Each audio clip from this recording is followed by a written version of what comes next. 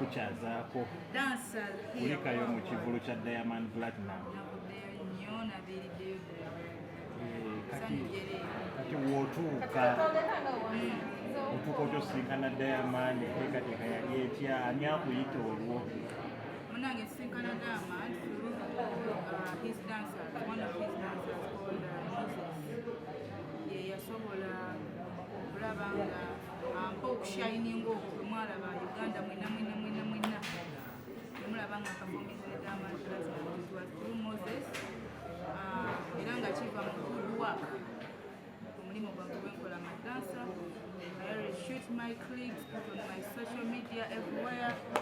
So omutegesi w'ekivulu ekyo mbadde nga mukolera obulango nkola dance videos okuva ekivulu nakiwulira nti wera sitangamba okukola tangamba bambi yatuuka n'asiima nemugamba mbadde nsaba nze yamusaba era mbadde nsaba nkolera omwami we bw'abazze nagamba kale tujja kulaba time netuuka n'asiima nagamba Rita ojja kukolerako omuyimbi oyo agenda kuba ajja n'abazinyi be naye waliwo ennyimba zemujja okukola babiri konzi kale nga neesunga ngenze mu kibuga ne bodyguard wange tuguze bu costume bu material nga mwabulaba naye nga omutima ogumu gungamba waneene ebintu biyinza okukyukamu because bagambye omukulu ajja n'abaki n'abazinyi be tutuuka olunaku omukulu atuuse ngenda okulaba bataddeyo stage rehearsals. Stage rehearsals, I thought I would go for the stage rehearsals. The stage rehearsals wezaggwa nga tebampise kukola stage rehearsals ngamba kati ate tugenda kukola tutya show nga ndaba ya live band. Ngamba kambireke me I'm a person of I don't call my bosses when ndaba nga waliyo ekivulu kino oba Shiba oba Bafana nti balinayo ekivulu oba Epas nti ndabye ekivulu nkubire nti owaayo tugenda kukola. I don't do that because nkimanyi bakimanyi nti gyendi bw'aba neetaaze asobola okukola ki okunkubira nagamba owaayo jamu tugende tufate wano bw'aba tankubidde it's not a big deal because tebamusasuddeeko nga bamugamba strictly you have to come with dancers.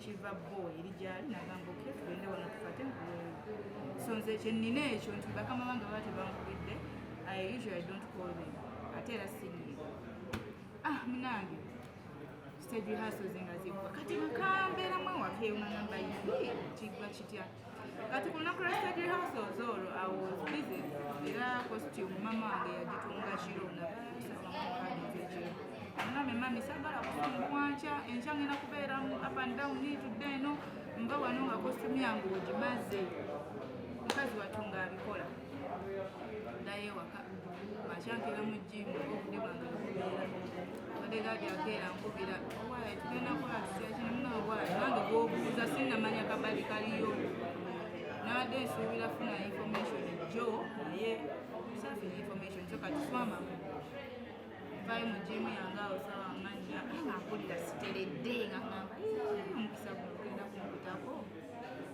nakwata esimu nga nkubira Alex Mwaje yali ategese ekivulu ekyo amugamba owaaye ki ekiriwo kyekiriwo nti wangamba tugenda kukola biggwa bitya naye unfortunately Rita you're not going to work nze buzibu ki omusajja ajja n'abantu be ate n'abazinyi be which is understandable buli wamu Diamond atambula n'abazinyi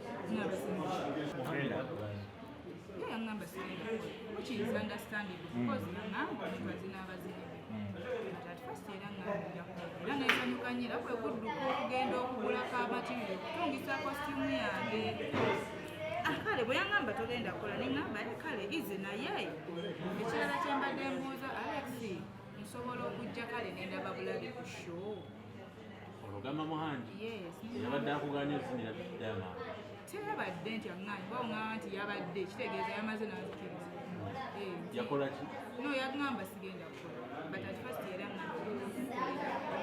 naye bwe yakiŋŋamba kola nti sigenda kukola it was okay because kyali nga nawe okiraba kuba ŋŋambye yajja n'abazinyi be buli omu akimanyi Diamond Platinum shows zaabeerako obadde nali bamaze mbutungisiza mami abo maze obukola because at emabegako nnaku nga 5 wiiki emabega Alex era ngambe genda kukola ki genda kukola za Samsung zetugenda okukola n'abazanyi b'omuyimba kwe kugula costume wangu andi musanya bitya naye enkeera ku makya olunaku lwa show we namukubira nangamba sigenda kukola nengamba okay kale oli ajja n'abazinyi be buli omu akimanyi kati okumugamba kati kyembadde mbuuza mukwano nsobola okujja nendaba obulabe show nagamba unfortunately Rita sinza ali mu tunda tiketi mulala nengamba waayi kale easy nembivaako nga kale good luck ku show naye bwe navaako okusimu okulimba kyanu because I was like banga yenangidde sheeno kale wadde tuŋŋambangako bbiranga mbadde mbikolanga nze ne bwoba sigwali mulire tiketi wandiŋŋambye nti kale jangu oba nkuwaddeyo tiketi nga appreciation kuba nti wali obadde oŋŋambye sigenda kukola oli ajja n'abazinyi be ekyo kiri understanding nti nzigenda abe ku show kituufu oyinza okuba sigwali mu tiketi naye ensi yonna ebadde ekiraga nti ambi omuwala owalanga show ngera okusindikira ne message nekugamba waliwo abaagala okugula tiketi sindika linki nebagula oba aguzeeyo omu oba 10 oba 2 aguze lwakuba nti abadde ala omuwala abadde akolaki alangadde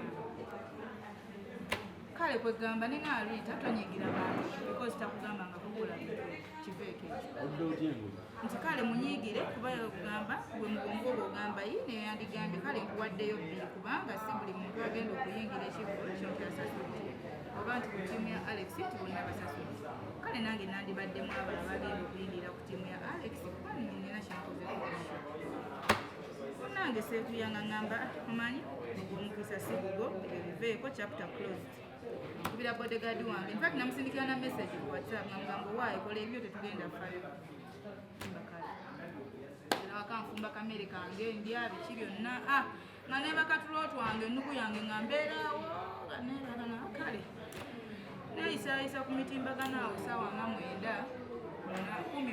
awo kita ku mitimbagano kuba nali mmaze okuteekayo post kuba bwe yamala okuŋŋamba byaŋŋamba saakitwala ina bad way nakireka wadde kyannuma era posti yange yenaddamu postinga nteekayo dansi yange nga nzina olimba damba neŋŋamba abantu bannange the day is today ffenna tubeereyo tuwagire Alex Muhanga tuwagire Diamond Platinum tubeerere nga womanyi nti yakkale but ekyo nakyo nakikola after kuŋŋamba nti tugenda kukola ŋŋamba it's okay step putting up posting obadde naye mpita ayita ku Instagram ndaba page erimu kulayikinga nyo ebintu na blue tick nokeberako bayo 3.1 million viewers namba okay kabayo awo nakufunamu Muzesi official dancer Diamond Platinum kakati otulo twali tundiko n'obukola nensooka nembuukayo mbuli neŋŋamba kaki kano kendabye nenterezamu obuwani nenzirika neŋŋamba soko kaki kano kendabye yeeno ntuufu oba siyeyo nanzirayo nkeberakebera natuula wakanga nankati nkoze ntya wano nkoze ntya naŋŋamba bazinyi be ngamba nkoze ntya nanyimuka ibandeka nga nkola ki nga ŋŋamba nga ntandika okkankanirira awo nga kati wano nkoze ntya ng'omugezigezi nga ŋŋamba Rita this might be your chance use it oli alayikinze bulayikinze biki bintu byange ngenda ku inbox ye nga mga hey bro what's up oh hi Rita nga did you come with Simba yes I came with Simba okulima muno kibi the message I sent yali yakumusaba kuzinayo naye dance challenge because namusindikira message nga mga can I come namugamba is it okay to do some dance challenges with you guys what about time oh sure Rita it's okay where are you I'm home you can come at me still kwanza wanji me still nankubira bodyguard esimu wabawunsa waboda mbave wakanga nga nayo mani costume nga yange eno gye nataddemu ogitungulisa angiteeke mu nsawo tomanya nga paakinga byange yogayoga ku misitiiru nga nzibu munda era nga ye mundaba nga nteekako enkondo anti wempeekayo ngolba mpita gyayati nga nkomeeri mukwano nagenda okutuuka ku misitiiru nga abakulu banniize edda wansi nga ntonya mooli nga I'm like yo anange kati bambi ono Moses yakulira abazinyi ba Diamond kati alaka yali abagambye edda about kubanga yabalaze edda ku page bro natuukawo nga they are welcoming me as nothing.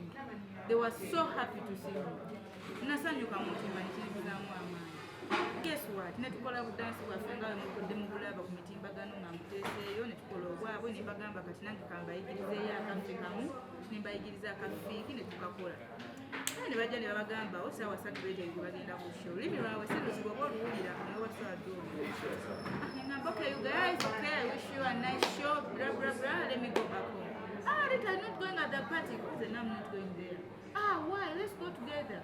Now you know you guys, now I know our people. Bagenda kutuka n'okuyingira ate tesaba bintu byakundabisa kamundeka ngamba bodyguard wange okubira wa boda tunono wa boda mutumukudu kati omukulu Moses nanga eba Twitter you look good and you are nothing nice. Moses yakuya bakiwa Diamond. Yes. Ngamba let's go on stage and do JJ. Okay, can you do? Ngamba no you guys, no. You know Simba doesn't know anything about it. What if I go on stage? Nebanzijayo ku stage nebandabisa abantu. Ngasaka akwera bisasi genda ku stage. No Rita, don't worry. And you're smart. Bangamba smart nete bandala bakenalese mu baga. Bodyguard ngasooka nzako emabega nawe bakugamba tugende ate mpulira weeganyisa biki. But you know what? I wanted to say hi to Simba. Will it be possible? Okay, you wait for him downstairs. I will say hi. Angambalo na nisaba kubaga yange yokuba akambalo. Nakuba akambalo nga mwakalaba ku stage. Ngenda okufuluma yonga wana. Oh my God! Look at her. I'm like, yo, I'm the one. I'm Rita Dancer. I'm the one. Mukulu Sebuya. Yoga mpaka mu convoy. Mpaka ndeka nawe mu convoy. Ntula na maso nsala nako benywe. Naye nga omutima tegulibungana nti ngamba bodyguard wange bagenda okutufulumya mwanaka tubatulabise tugenda okuswala. Tusinapinze obuvidiyo tusinapinze mugamba toteekayo ekintu ekimu kuba tugenda kuswala nga batulale mu convoy ya Diamond. Naye nga tolinnya ku stage. Olina kuobuuza ebifaananyi wakasinga ati mmala okwambala wesirikire nze nina emboozi nsuna ebiyiika byeyagala mmala okwambala ofcourse nga bwe nkugambye twasooka mu vidiyo obufaananyi twekuba abazinyi bankubamba twekuba obufaananyi that's how we took the pictures naye omugambo biyitirivu ku media but buli omu wadde bwokwogera opinion ye bwo ndowooza tusobola bayimulina ate sobola kukaka kulowooza nga okutegeera nga tugenda mu convoy manager ajja who is she? Engambalo nadi batufulumiza tumaliriza katikati tumaliriza munange okay nga bagamba who is she nga babanyonyola manager okay let's go convoy mpaka ku show tuyingira kiggulu nga abazinyi ba Diamond bakulembedde Rita Dancer yazzeeko n'obbawuza tukumbanga ababumba abamawulire Rita bonze yo tutuuka eri mu ttenti omukulu tebakkirizayo muntu n'omu naye nze nga ntudde omuzinyi w'eggwanga nze alina omuyimbi Diamond Platinumz ati mbasese omukulu omutegesi w'ekivulu agenda okuyingirayo mu ndeeya amaaso agakubakuba bw'obeera gwe si kyolowooza kisooka okujjira mu bwongo because waganye omuntu olukola naye oyingidde mu tenti eyo olaba omuzinyi w'eggwanga atudde comfortably naye jjukira tebakkirizayo muntu n'ogu mu ndeeyo mu tenti naye nze gye ndi ntudde mu butiibwe by'ekika ekyawaggulu bangamba omuyimbi wagenda ku stage gwasookayo konsi kisoboka anti bagenda kungo anti nyimuka bwe nti Alex Rita you look good cause yeah my mom did it when nkola nti anti kati emboozi mutero gimaliza. Ani amugamba yo? Alex, good, yeah, nga nyimukanga nga bana. Nga Alex, hi. Nga bawaye kayimba kakubye bandi genda ku stage konza bana yitidde. Nasooka nembeka. Nga ngambe kiri muto kiriti. Bawusa ngenda kusika ku stage eyo. Oswala. Oh, nga abasinya nga Rita go now. Ngenda okulaba omukulu ampitaako bw'ati. Nange yoga nenya stage. Nanga, I give thanks to Moses. Moses, whenever big up on yourself. You made Rita Dancehall proud, man. You made Uganda proud, man. I love you, brother. Team Diamond Platinum, now we're a family. If you didn't know, now you know. And we're cooking a lot of shit, a lot.